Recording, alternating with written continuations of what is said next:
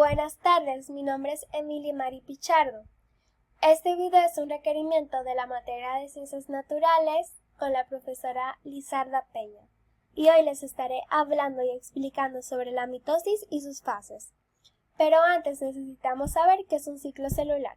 Bueno, un ciclo celular es una serie de cambios que sufre una célula desde que se forma hasta que ocurre la división celular para dar origen a dos células hijas.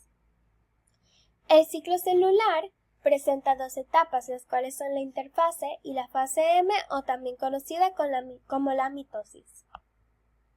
En la interfase se producen una serie de etapas metabólicas que preparan a la célula para su crecimiento y la generación de energía y la replicación de su material genético. Esto se divide en tres partes, las cuales son la GAP1, la síntesis y la GAP2. Antes de la GAP1, la célula observa y analiza en las condiciones en las que se encuentran y decide si seguir o no con el proceso. Si la célula ve que las condiciones son óptimas, esta decide seguir con el proceso y le da entrada a la GAP1, en la cual la célula incrementa su tamaño y la de sus estructuras y ocurre la síntesis de proteínas, las cuales van a ayudar a regular el ciclo celular.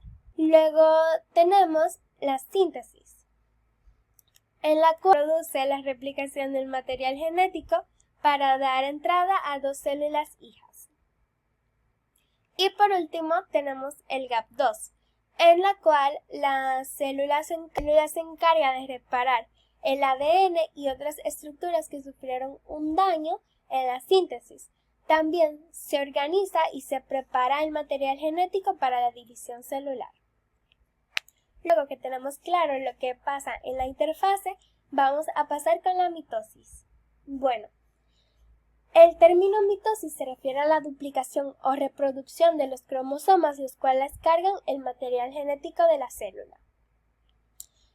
La mitosis corresponde a la etapa en la cual las células somáticas replican sus cromosomas y dividen equitativamente el material genético para dar origen a dos células hijas completamente iguales. En la mitosis ocurren cuatro fases, las cuales son la profase, la anafase, la metafase y la telofase. También ocurre una pequeña fase acompañada de la telofase llamada citonesis. La mitosis tiene una gran importancia ya que permite obtener células idénticas a la célula original y así conservar una especie. Por lo tanto, esta tiene un papel fundamental en los organismos pluricelulares. En la primera etapa de la mitosis tenemos a la profase en su etapa temprana, en la cual la cromatina se condensa para formar cornisas y se forma el huso mitótico y desaparece la envoltura nuclear. Luego tenemos la profase tardía, en la cual la envoltura nuclear o la carioteca se fragmenta y los cromosomas que se han condensado aún más pueden unirse a los microtúbulos del huso mitótico y así empezar a desplazarse activamente en el huso mitótico. Luego tenemos la metafase.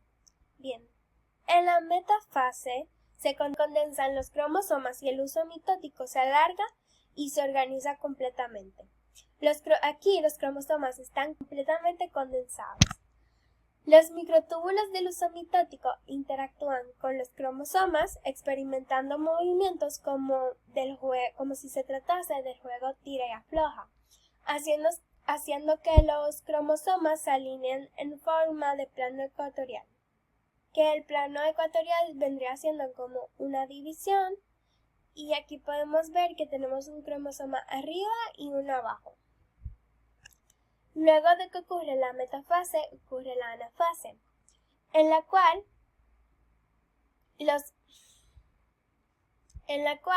los microtúbulos se acortan, o sea, se hacen más pequeños, y aquí lo podemos notar comparando la metafase y la anafase. Produce la separación de las cromatidas hermanas hacia los polos de la célula. Y aquí podemos ver que los cromosomas pasan de estar en X a una forma diferente. Ahora cada cromatida pasa a ser un cromosoma independiente, o sea que ya no están unidos. Los microtúbulos que no están conectados pasan a alargarse. Y por último tenemos la telofase. En la telofase los cromosomas ya se han emigrado a los polos y la célula empieza a restablecerse a sus condiciones iniciales, o sea, a cómo empezó. En esta los cromosomas se condensan, los microtúbulos se desintegran y además de eso, se reorganizan los nucleolos.